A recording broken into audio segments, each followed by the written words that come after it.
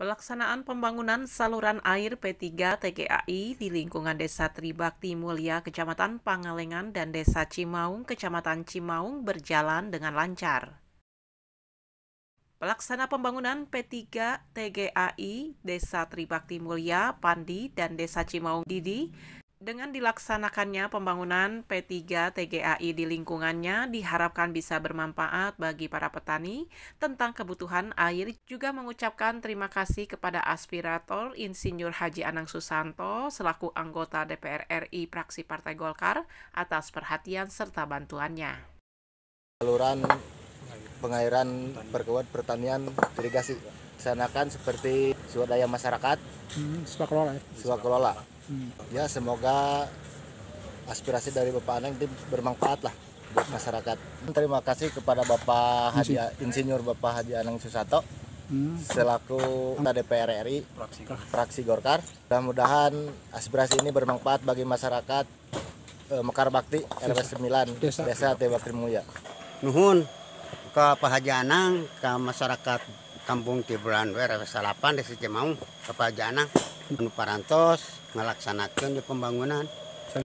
Koordinator P3A Desa Cimaung, Juprianto, dan perangkat Desa Tribakti Mulia Pangalengan terkait pelaksanaan pembangunan P3 TGAI menjelaskan. Ini lagi ngebangun saluran cacing, Mbak. Dari PUR lewat program P3AI 740-an. Ini pelaksanaan lewat aspirasi dari Pak Haji Anang, Insinyur Haji Anang Susanto, DPR RI.